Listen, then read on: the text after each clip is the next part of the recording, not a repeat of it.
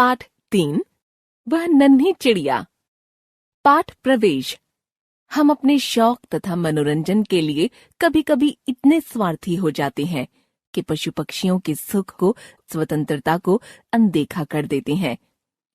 इस पाठ में भी एक बालक की चाहत के कारण नन्ही चिड़िया को जान गंवानी पड़ी। तब उसे अपनी भूल का एहसास हुआ। शिरोजा के जन्मदिन पर उसे ढेर सारे उपहार मिले। किसी ने खूबसूरत पेंटिंग्स दी तो किसी से उसे मनपसंद घोड़े वाला खिलौना मिला। पर एक उपहार था जो इन सबसे बिल्कुल अलग था। दरअसल शिरोजा के अंकल ने उसे चिड़िया पकड़ने वाला लकड़ी का एक पिंजरा दिया था। माँ देखो ना, अंकल ने कितना सुंदर उपहार दिया है। यह सबसे अलग है और विशेष भी। शिरोजा ने माँ को पिंजरा दिखाते हुए कहा, अरे यह खेलने की चीज नहीं है, और चिड़िया पकड़कर तुम करोगे क्या? माँ ने हैरानी से पूछा। मैं सुंदर सुंदर चिड़ियों को पकड़कर इसमें रखूंगा। मुझे चिड़िया की आवाज बहुत पसंद है। वह मीठे सुरों में मुझे गाना सुनाएगी। हाँ, उसे पिंजरे में यूं ही नहीं रखूंगा, उसकी पूरी देखभाल भी करूंगा। दाना पानी दूंगा और रोजाना पिंजरे की सफाई भी करूंगा। शिरोजा ने प्रसन्नता से कहा। शिरोजा को भूख लगी थी, इसलिए वह पिंजरे को वहीं छोड़कर खाना खाने के लिए चला गया। अरे वाह, इतनी सुंदर चिड़िया, यह तो बहुत प्यारी है।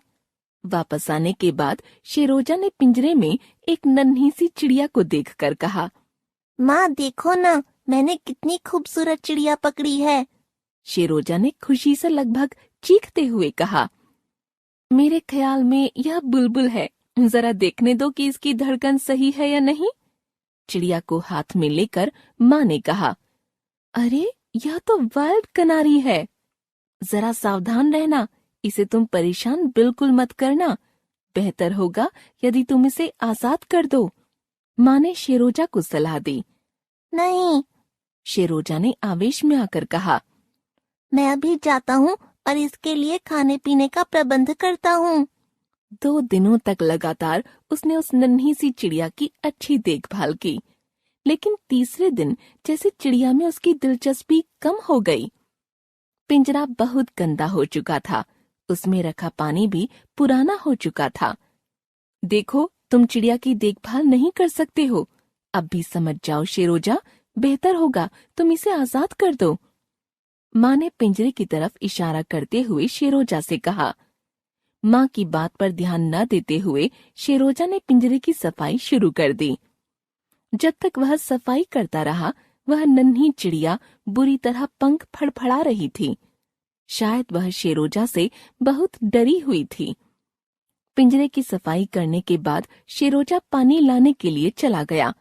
पिंजरे का दरवाजा खुला देख चिड़िया बहुत खुश थी और पंख फैलाकर कमरे में इधर उधर फुदकने लगी थी।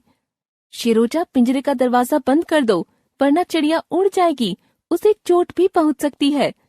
माँ ने आवाज लगाई। माँ की आवाज सुनते ही शिरोजा दौड़ता हुआ आया और चिड़िया को कस कर पकड़ते हुए फिर से पिंजरे में कैद कर दिया। अगले दिन उसने देखा कि चिड़िया की सांसें तेज तेज चल रही हैं और वह बिल्कुल अधमरी सी हो गई है। शिरोजा उसे बार बार देख रहा था। उसके तो हाथ पैर फूल गए थे। उसे आभास हो चुका था कि जरूर कुछ बुरा हुआ है। माँ देखो ना, चिड़िया को क्या हो गया है। मैं अब क्या करूँ? शिरोजा ने रोते हुए माँ से पूछा। अब कुछ नहीं हो सकता, जो होना था वह हो चुका। माँ ने नाराजगी जाहिर की। शिरोजा पूरे दिन पिंजरे को लिए बैठा रहा। वह देख रहा था कि कैसे पेट के बल लेटी हुई चिड़िया अपनी अंतिम सांसें गिन रही है। रात को जब वह सोने गया तब तक उसकी मौत हो चुकी थी। यह शिरोजा के लिए एक बहुत बड़ा सदमा था। चिड़िया की मौत ने उसे रात भर सोने नहीं दिया। जब भी आंखें बंद करता तो उसे पिंजरे में कैद फड़फड़ाती और आजादी के लिए संघर्ष करती वह नन्ही सी चिड़िया ही दिखाई देती। सुबह उसने देखा कि पिंजरे में चिड़िया पीठ के बल लेटी हुई है। उसके दोनों पैर ऊपर की ओर हैं और एक दूसरे से लिपटे हुए हैं। यह एक ऐसी घटना थी जो उस उपहार की वजह से हुई थी, लेकिन शेरोजा को इससे मिला सबक उस उपहार के मूल्य से कहीं ज्यादा बड़ा था। लेखक लियो टॉल्स्टॉय